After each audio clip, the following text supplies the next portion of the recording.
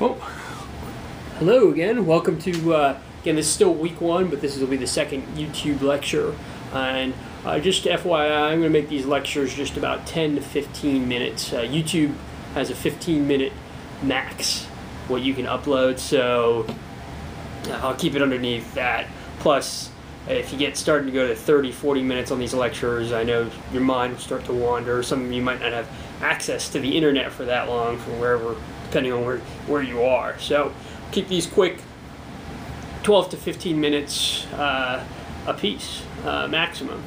So for again, this is week one, and I just wanted to start out this course with some myth busters.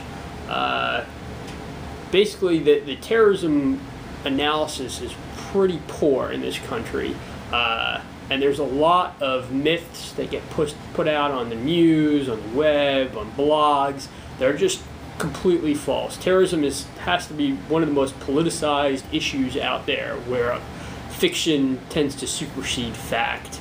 And I've heard somewhere that there's actually, well, everyone claims they're a terrorism expert, and I think there's probably more terrorism experts out there than terrorists. So you'll see those guys on the news and say all sorts of things. But there's 6 myths that tend to pervade our literature that I want to cover, that are important. And the first myth is that terrorists are irrational mental cases. This is espoused. You just have to look on Fox News or MSNBC, and you'll hear this pretty consistently. And while this might apply to individual terrorists, for instance, one suicide bomber or a certain truck bomber, that doesn't apply to terrorist groups as a whole. In fact, they're not irrational, they're very rational. They use terrorism to bring publicity upon their cause, to try and achieve a political objective.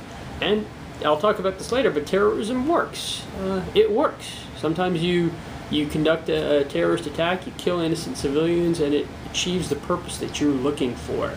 So that's kind of the first myth out there. Myth number 2 is that jihadi terrorists, they attack us because they don't like our freedoms. This was mentioned by George Bush after September 11th. It's been brought up by other speakers. You'll probably hear about it during the 10-year anniversaries for 9/11. But you hear that a lot, that they don't like who we are as a people. They don't like our freedoms. They don't like our democracy.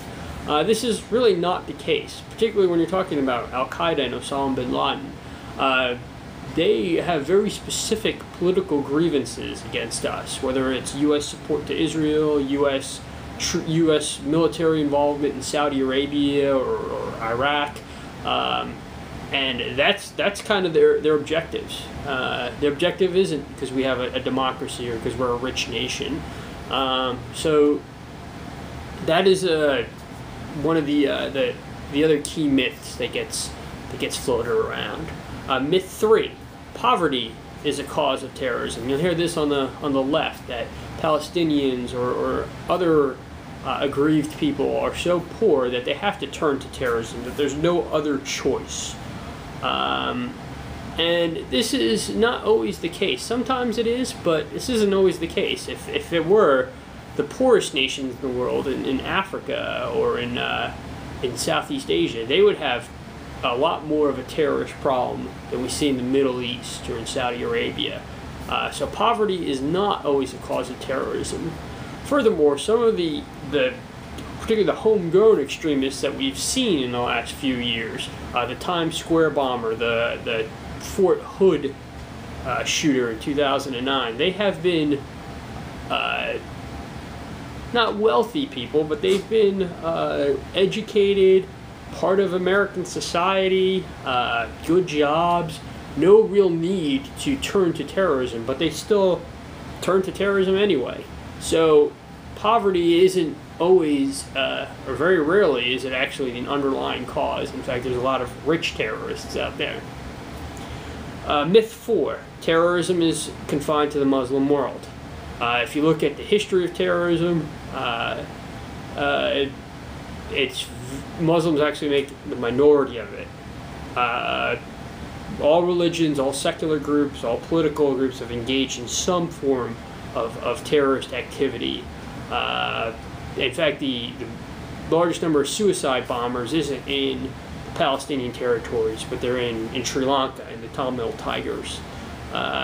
So we'll talk more about the groups later on in the course, but don't just think of the Middle East, don't just think of the Arab world or the Muslim world when we're thinking about terrorism. Myth number 5, terrorism never works. You'll hear this. George Bush said it, Barack Obama said it. It never works, it'll never work, they can never achieve their goals. That's not really true. Terrorism does work. Oftentimes it brings publicity to the organization that is engaging in it. It works to actually achieve a political cause. Probably the biggest example is the 1972 Munich Games, where Palestinian terrorists attacked Israeli athletes. This got the attention of the world. It also got the attention of the Palestinian cause, something that wasn't really on the world's radar screen beforehand. And then the final myth, myth 6, victims of terrorism are the true targets. That's not the case. The victims just happen to be bystanders. The target of terrorism is usually the host government, or to incite fear among the population as a whole. Biggest example, or one key example, would be the 2004 Madrid attack, where over 100 people were killed, and yes, there were victims, but the real target was to influence the Spanish election, and that's what the terrorists did. So, readings for this week. If you can't get to the readings, that's fine, but please try and at least go to the other YouTube, the radicalization YouTube that I have posted there. The national security strategy is also good. So try at least get to it. But for next week, week 2 readings, the assessing the terrorist threat, the Hoffman and Bergen piece that's probably the gold standard if you want to know about the terrorism in the in the current environment. The other two, the Klein and the Margiela, it's good reading. Just skim it. Don't spend too much time on it. But please go into the Bergen and Hoffman piece assessing the terrorist threat.